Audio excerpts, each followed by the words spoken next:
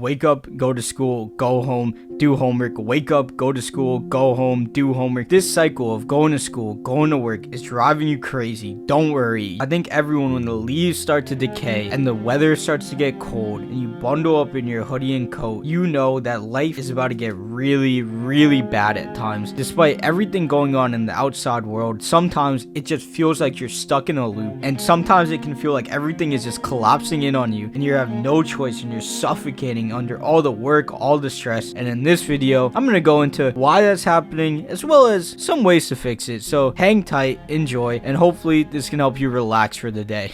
I think what's crazy about this is, like, obviously it's not that bad. It's not the worst thing that someone can be going through, and everyone likes to take when people say things and complain about things completely too far. No one is saying that this is the end of the world. Everyone in the world is going through it. It's literally Halloween today, so I'm sure you can relate to what it feels like at this point of the year, where you're really just trying to get to that Christmas break, especially if you're a student, because that Thanksgiving break, man, I mean, Thanksgiving is like, you know, it's Thanksgiving. No one really be getting too hyped for Thanksgiving like that. But nonetheless, let's talk about 3 reasons why this part of the year just absolutely sucks.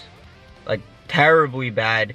But it's okay though. Holy shit, it's a little bit colder than I thought out right now. Jesus Christ, I'm not as equipped as I should be. Alright, I was about to take a seat, but these look really dirty. I think I'm by the baseball field. I've never been here. But I feel like the #1 reason why this part of the year sucks so much is because of the routine, man. This is when the routine really kicks in. And you've probably been doing the same thing now for about over a month and a half, 2 months at this point, whether it's school or work, and really cycling in out of summer. But at the same time, for college students, this is also midterm season, like the heart of it. And midterm season is really rough on everyone, because not only have you settled into a routine, it's super important and it's super hard to just focus on everything else going on in your life, like fun, going out, hanging out with your friends, and keeping up with your other schoolwork while studying for midterms. And it just creates this feeling of routine and feeling like you're going crazy, like every day is the same, like I was talking about in the intro, where you're just like, why am I doing this? What is the point in doing this? Like, it's just midterm after midterm after midterm, and then once you're through with it, if you have your midterm spread out, then you have finals, and you just feel even worse. Obviously, if you're working a 9 to 5 or anything like that, this is that point where you're just like, bro, when are we gonna get to the fucking holidays? And it can really just drive you crazy. And I know some people like routines, and I think if it's like a gym routine, that's a good thing. But personally for me, I like when things are different and things are always changing. And the fact that now the change in my life is a fucking midterm, who wants that as their change? Honestly, routines are gonna happen regardless of what you're doing, what age you are, and what time of the year it is. But reason #2 is honestly a little bit more relatable and practical, and has a lot more to do that I think especially college students can understand. Dude, it is about cold as fuck out right now. But reason 2 is because right now, if you don't know, if you're a junior or if you're a senior in college, or even if you're a junior or senior in high school, you are applying for internships, jobs, or college itself if you're in high school. And this is really annoying, stressful, and it sucks because you are stuck in this loop, and what you're working towards to try and get isn't reliant on what you do or anything. It's fully reliant on if someone looks at your application. And not only that, but you're setting yourself up to get stuck in another cycle. You're literally working hard to get stuck in another endless loop of working really hard and hoping someone acknowledges what you're doing. It is so cold, I have to go mobile right now. We gotta keep warm. And this sometimes can kill your motivation and really make you feel like you're just working towards nothing, especially when you're pot at the end of the rainbow. Your goal, your mission, your objective is literally something that might just cause more stress and drive you more crazy. But when we get more into the resolutions here at the end, I can go into it a little more, but honestly, I can fully understand why everyone during this time of the year is so stressed because everything we talked about in reason 1 and then reason 2 is essentially setting up a large period of your life. If you're in high school, obviously your college has a massive impact on how the rest of your life is going to pan out. Your internship, if you're a junior in college, is going to entirely determine what kind of function you can go into for your real job, which of course then leads to senior year, and you're just going crazy. And if you're a junior or senior, you don't want to get stuck and choose the wrong type of job and all of a sudden be like, oh my god, is the rest of my career just going to be stuck in this field I don't like? And also, if you don't like your internship, you're gonna be sitting there like, should I change my major? Is it too late to change my major? Should I just change my major so I don't hate the rest of my life?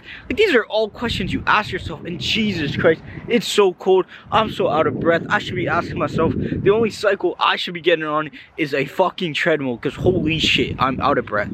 And reason 3 is it's kind of not as bad. Yeah, no, it kind of still fucking sucks.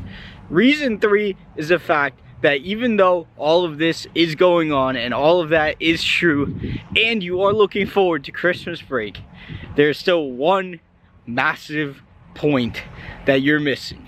And that is the fact that despite the fact that Christmas break has arrived, or if you're working, the one day you get off of work, if you're in full time, you still have a whole nother 6 months of this if you are in college.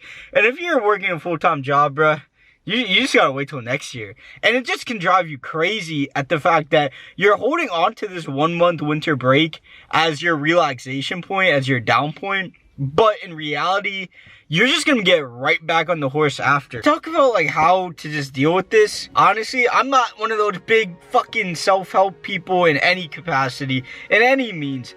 But at the risk of sounding like a complete fucking dork, I think the best way to explain it is the fact that you've gaslit yourself into accepting and wanting to do whatever it is you're working towards. And the main key goal is to actually be working towards and doing something that you actually want to do. Because then that doesn't make work work. That makes work something that's just getting you closer to where you want to be. And I think in the fact that everyone is going to school, going to college, and trying to go down the traditional route, of course, I understand why you need to do that. I am doing that as well. There's a lot more there that's assured. There's a lot more there that is more definitive, that you have a backup plan, that you're going to be safe. And I think a lot of people get crazy though when they actually consider the fact that when you're going to college and you're working a full-time job, you can be setting yourself up that after college you're doing the same thing for 40 years. And even though you're going through all the stress in high school and college to study on your exams, to do well on your exams, your end reward is still working a 9-to-5 job. And I think that is what causes the burnout, and that is what will drive you through the roof. So like I said, I am not in any shape or form have any credibility giving anyone advice. But if I were to tell you what I would do, and I don't know if it's gonna work, because I only have 33 subscribers, so I don't know if this is gonna work. And I want to give you actual hard advice and not some bullshit like follow your dreams or whatever, right? Because what the fuck? But I would explain it like this. Just schedule out your time in your weeks and your days to figure out time slots where you can put towards working towards stuff you actually want. And once you do that, you can start building skills and understand that you might get to the point where you could build those skills enough that even if you can't do your dream, like say your dream is of course being a YouTuber, because I just know a lot about the example. In this process, although I don't edit a lot on this channel, I have a no-face commentary channel that right now out of college, I could probably get a job as a full-time editor that would be pretty much like 15% less what I would be making as a supply chain major out of college. So what I mean by that, by building your skills, is eventually you'll get to the point where your skills will be at a point where you can still be in an industry that's closer to what you actually want to be doing, whether that's videography, whether that's e-commerce or anything like that, working with a startup. You'll build your skills enough that you can become an asset, and that degree is no longer the most valuable thing you have because you're actually skilled. And when you're in an industry that's closer to what your end goal is, of course then you're more likely to achieve your end goal and gain independence, as well as know more about the industry than trying to just learn everything online. I guess another key word of actual advice and not bullshit. When learning stuff online, it's really easy to get beginner stuff, and intermediate stuff can be pretty hard to find, and advanced stuff on whatever you're trying to do is also easier to find than intermediate. It's actually really strange how that works, especially that's how I found in video editing, and I'm sure that will have some carryover, because a lot of the time you might get to the point where you feel like you might need to invest in a class for whatever that skill is you're trying to do, where you're actually at that point where you want to take that next step in learning whatever it is you want to learn. Then investing in a class might not actually be the worst thing in the world. So that is my whole resolution here on how to escape the matrix and not feel like shit 24/7 and that you're wasting your time. I would say put time towards stuff you actually want to do, that you actually enjoy doing. And with that being said, this is the end of the video. If you liked it, drop a like, subscribe, and don't forget, we're just gonna start. We're gonna stay consistent in the next video.